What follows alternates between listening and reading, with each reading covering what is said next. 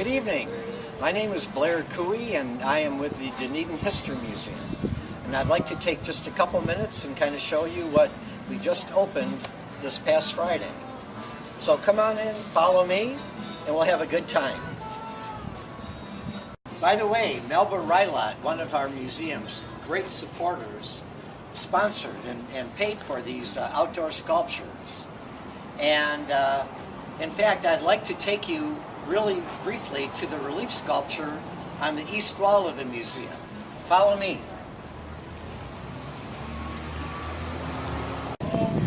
This relief sculpture is entitled Railroading in Dunedin, and it was manufactured by Jerry Carlick, who lives in Seminole, just a few miles from here.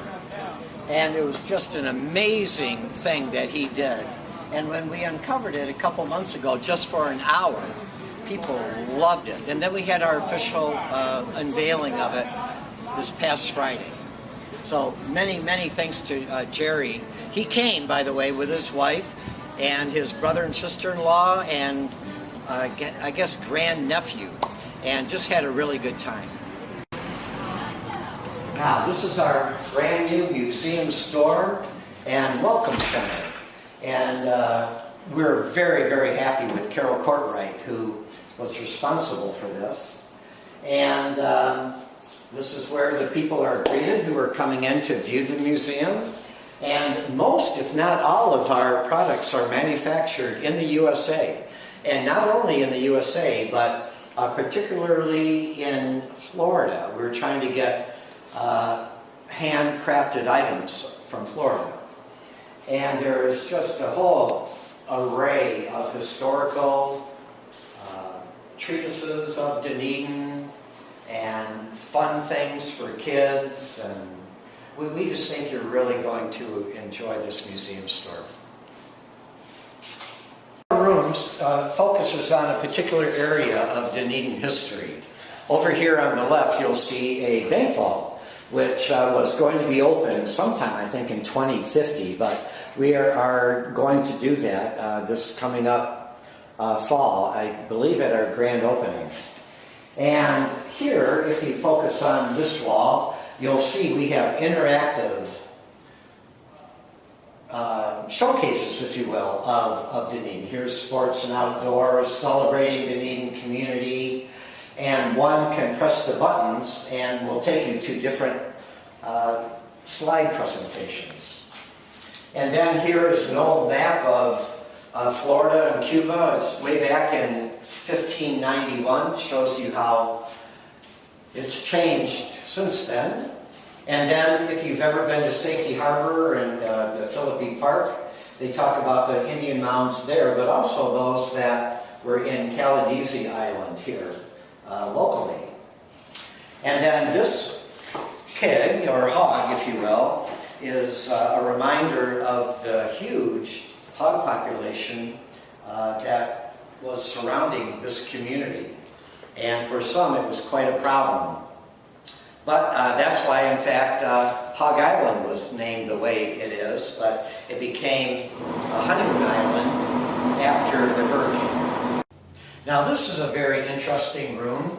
Over here is one of the original Optimus prams that was built, actually designed by Clarke Mills, who just became inducted in the National Sailing Hall of Fame last September.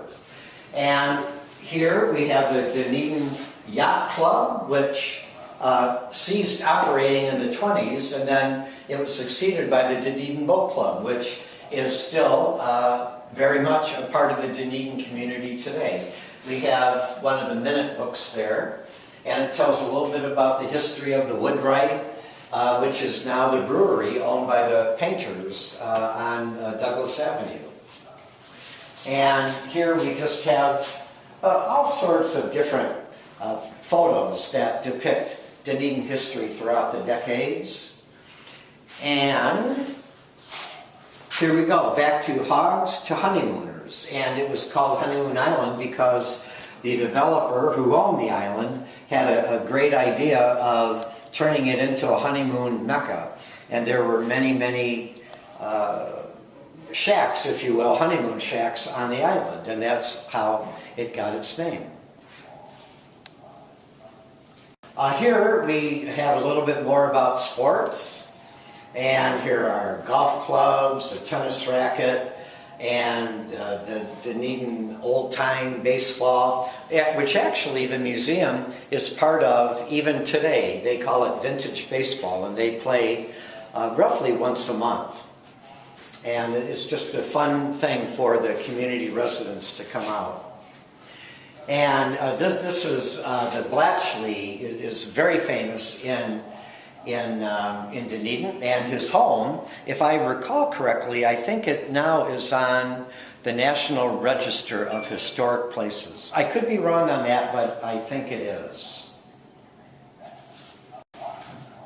This nook features the alligator, which was developed by Mr. Roebling and was a huge project in World War II, and they were manufactured here in Dunedin. And this revolving video tells a little bit about that story and how it was manufactured. And it was actually a very, very important piece of World War II history.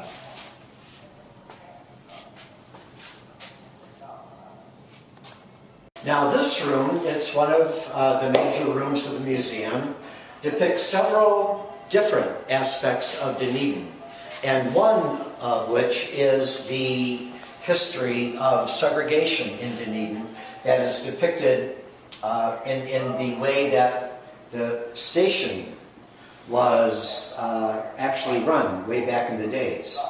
And you'll see that there are different areas for African Americans and whites. And it's a history that really needs to be told. And we're very much talking about the railroads here, and it says railroads change everything. And it is just so interesting to see how what was Oak Street, which is now Main Street, was developed over the years.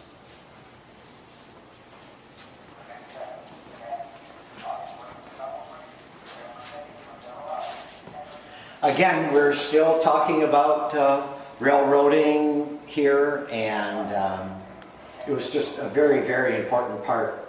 Right behind me here, you actually see the windows and people standing here. It's just such a cool way that the museum did this. But right behind this wall actually is Pinellas Trail, which used to be the Atlantic Coast Railroad that went all the way from, I guess, Port Richey down to St. Petersburg.